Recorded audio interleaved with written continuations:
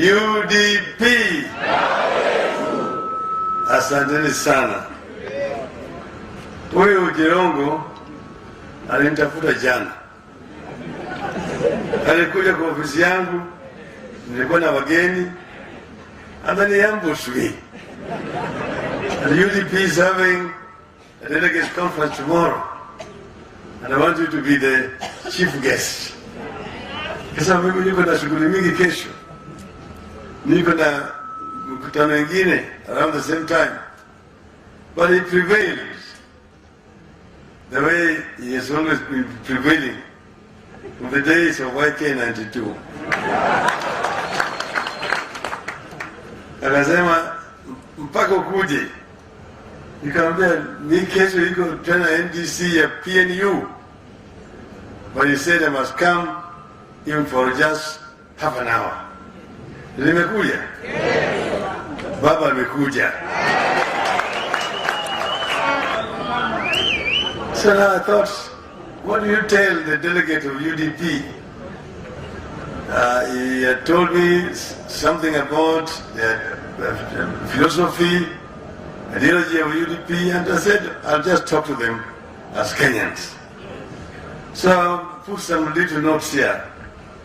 You'll guide me in what I want to tell you people. And I'm saying that we are honored to join you at your National Delegates Convention as you prepare to hit the road and help change Kenya in the August elections.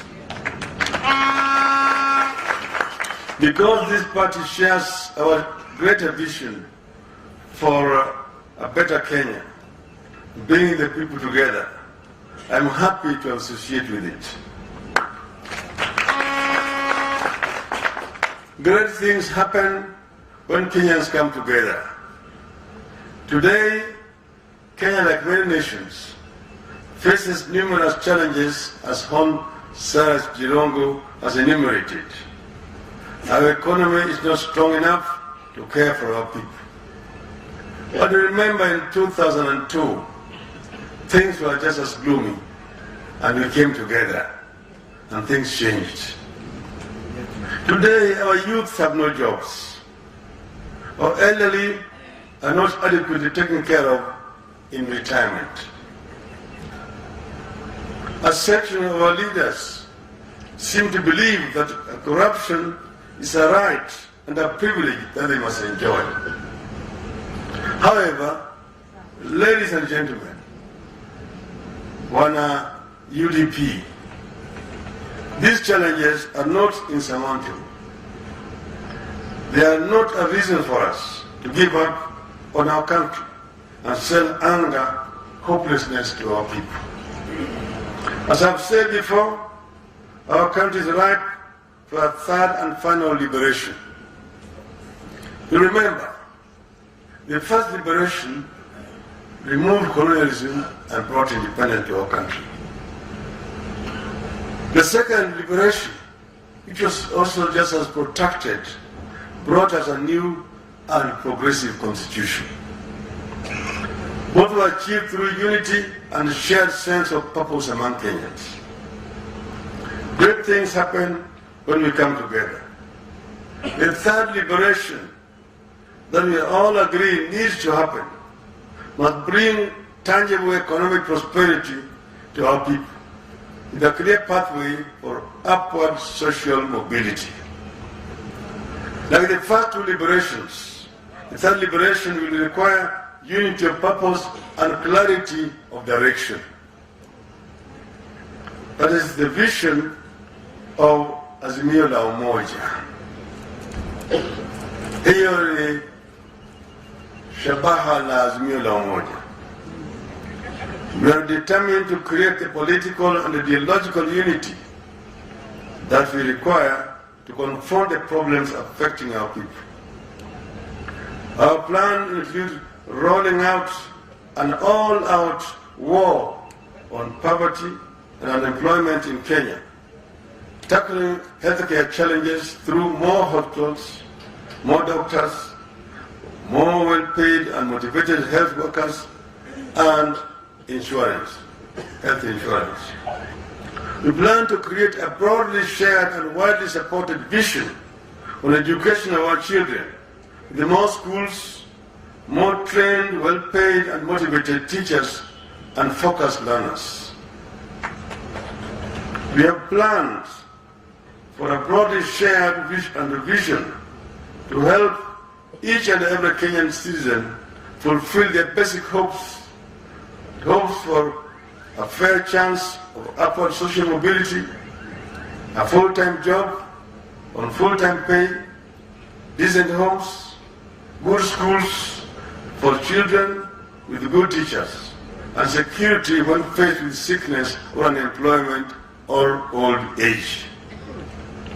We have plans for a fair deal, particularly for our vulnerable citizens like single mothers, widows, the disabled, and the elderly. Let me tell you, ladies and gentlemen, the Messiah came on earth and left over 2,000 years ago. Muslims to 600 later, when Muhammad came and went. There is no Messiah here in Kenya or anywhere else on earth.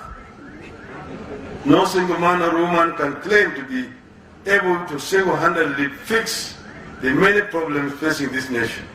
We have to do it together.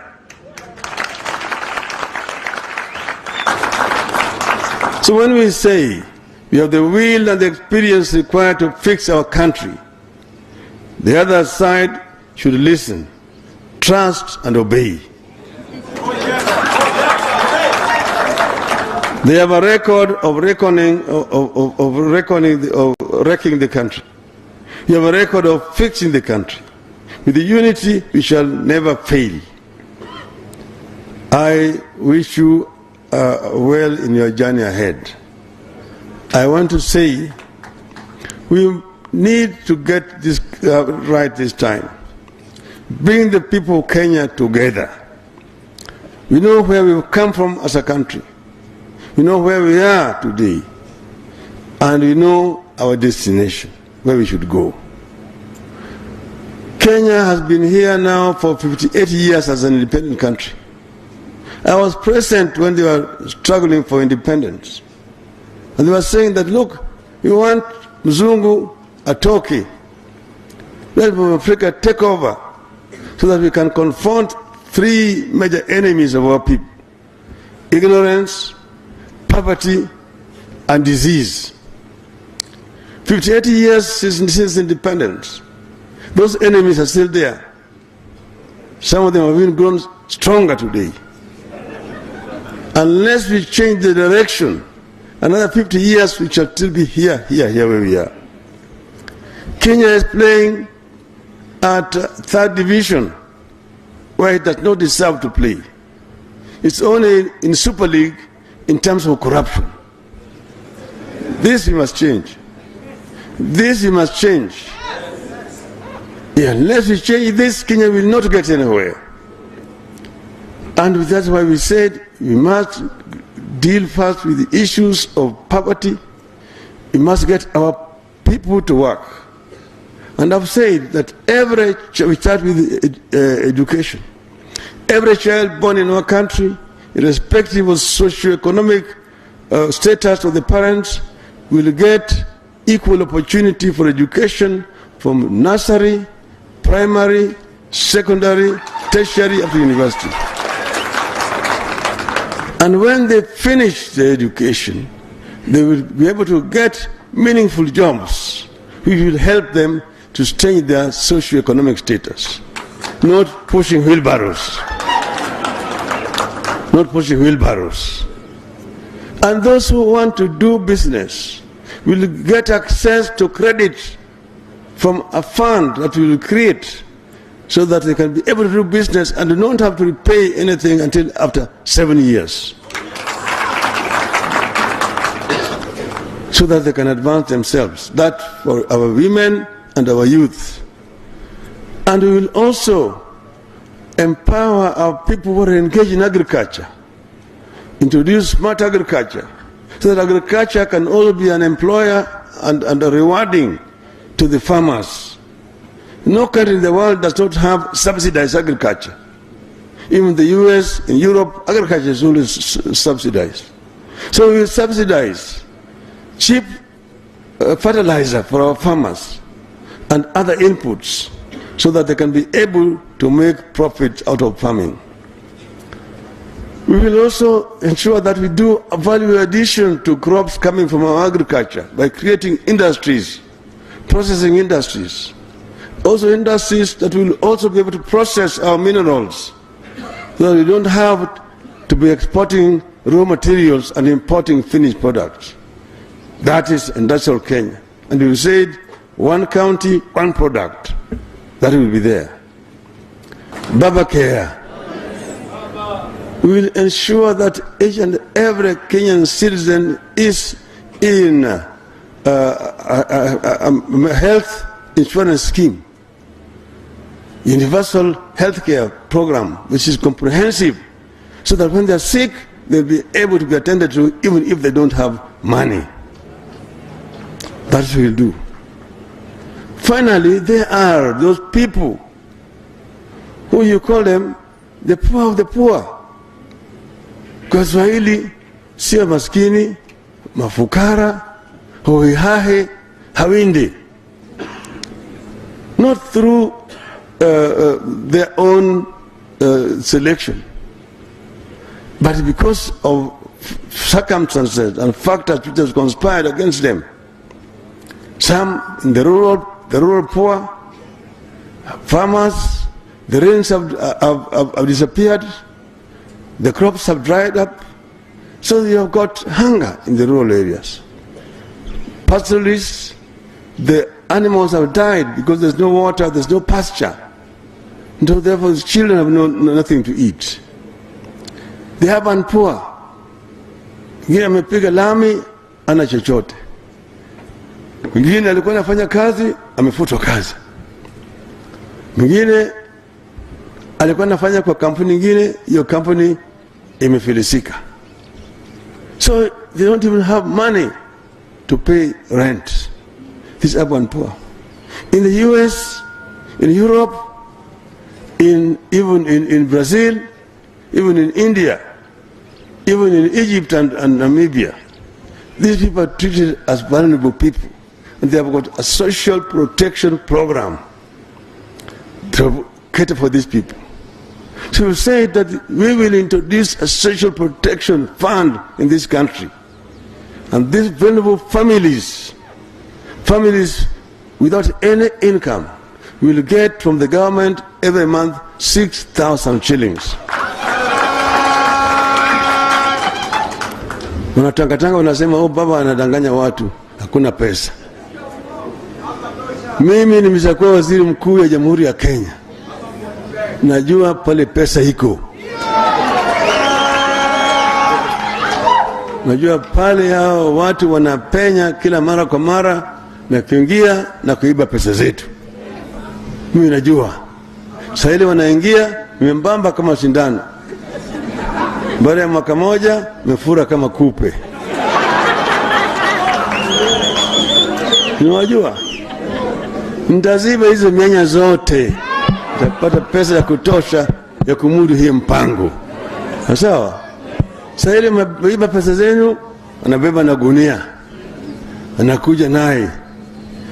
Oh, mimi nataka kufanya harambee kwa vikundi vya vijana. 5,000,000. Vikundi vya kina mama 5,000,000. Basi ya shule 10,000,000. Ameingia kwa kanisa. Sasa yeye akawa Mkristo kushinda kasisi au askofu. Atufungulieni Nehemia 5 fungu ya 2. Inasema nini? Yeye amekuwa Mkristo kabisa. Ati huyo askofu ana gari 10,000,000. Mtu mmoja ana kila mwezi anatumia 1,100,000 kwa harambee, mshahara yake ni 2,000,000 peke yake. Hii nyingine inatoka wapi? Ni pesa yenu ambayo ameiba, sio? Sio? Simejua namna hiyo? Tutaziba haya yote, tutapigana na ufisadi katika taifa letu na Kenya itaendelea mbele. Asanteni sana. Mungu awabariki.